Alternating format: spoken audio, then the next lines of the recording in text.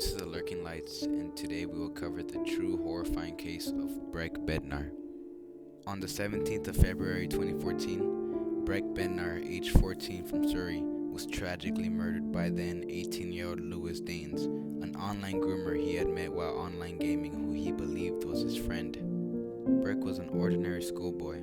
He was the type of kid to crack jokes, but don't mistake this as being a class clown. He was very well known and everyone loved to be around him.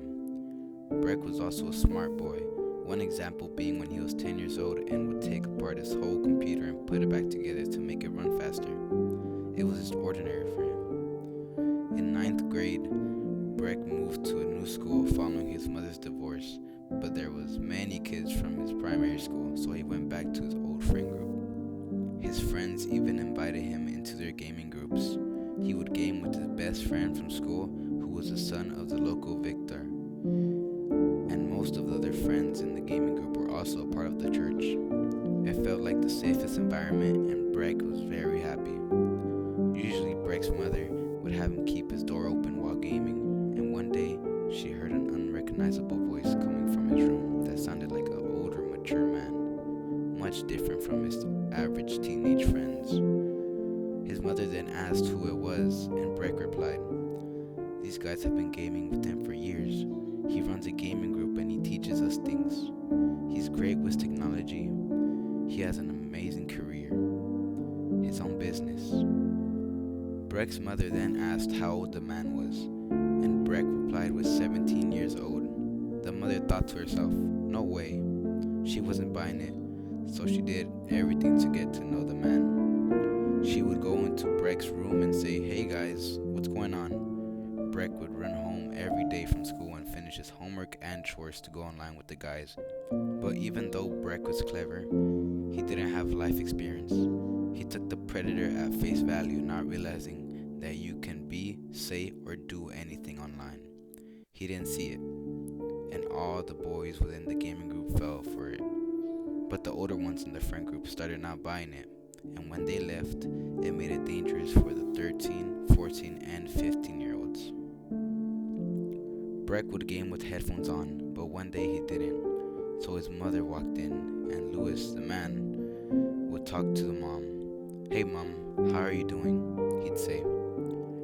Breck has multiple screens, one for messages and one with pictures of the guys. Avatars. But Lewis didn't show his face. When Breck's mom asked about it, he said he had to stay discreet because he was doing undercover work.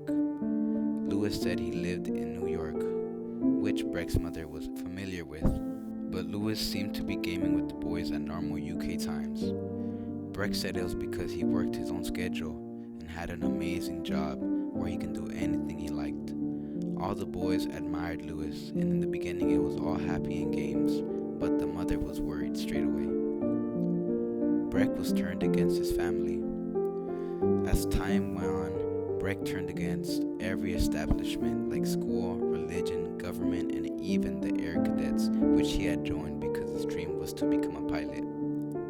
Lewis would say, "Why do you have to show up on time? Why do you have to wear a uniform? Why do you have to follow the rules?" He made it seem like if the boys followed his footsteps and let him mentor them, they would be more like him and have complete freedom and an amazing lifestyle with no parents. All the gaming you wanted and all the money you could have. It was creating the idea of them going against their parents. As time went on, when Breck's mother would go into his room to try to engage with the predator Lewis, he wouldn't speak instead of how he was nice and respectful before. But now, mean pictures would appear on Breck's screen. Breck's mother grew very worried that she called the police to report the predator. She used the word grooming and explained her concerns like, "I don't know if it's something sexual or terrorism because he's turning them against religion, governments, and schools. They play violent games. I'm worried he's going to put some weapons in their hand and make them do something horrible in public." His mother also said, "I'm also worried he might be training them to hack into school or government computers and wreak havoc." Obviously, by now the police thought she was all over the place because they said 3 times they would check police intelligence. She then gave the police the predator's real name as well as his alias. She gave them the age she claimed to be, which was 18 by now, but she included she felt like he was older. They responded with that they would check the police records. They also suggested to take away his technology, so she did, straight away. Breck then went on to rebel, and he even stopped helping at home or engaging with family as instructed by the predator. After his mom got off the phone with the police, she called his friend's parents and said, "We need to have an intervention meeting. I'm freaking out." So the parents and boys got together and calmly shared their concerns about Lewis. When Breck's mother did not know is that he was recording this intervention meeting with an MP3 recorder she forgot to take as instructed by Lewis to listen in on their conversation. Breck's mother continues to say, "Breck, we are worried that you might be getting groomed," he says. That's a harsh term to say. And his dad chimes in and said, "Well, that's why we are worried, Breck. We want to meet this guy." The boy said he wouldn't meet up with them or their parents. After that, the parents did not allow them to game on that site that was ran by Lewis, and they all agreed to game on different sites. Life seemed normal.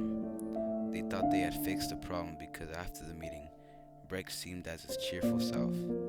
They had a nice Christmas and they allowed Breck to have his technology back as long as he didn't contact Lewis. But as you know, predators never give up, and he pursued the boys and continued an underground relationship with Breck. Lewis even sent Breck a $600 phone and continued to send the boys free software, free games, so you couldn't track the gifts. By February, everything was normal and Breck was going on a Spanish exchange trip. When Breck's mother would talk to him while he was on the trip, he just said stuff like he was having a great time and so on. Breck then came home from his trip and it was his dad's weekend. The day after he came home, he asked his dad if he could go to a friend's house. His dad said yes. Breck was lured to the predator's flat with the promise of gaming afternoon, upgrading their computer, and taking a pizza break. Breck eventually asked his dad if he could spend the night, and the dad said yes. That night, Breck was killed, and on his mother's birthday. It was later on discovered that if the police would have ran a background check on Lewis, Breck would still be here.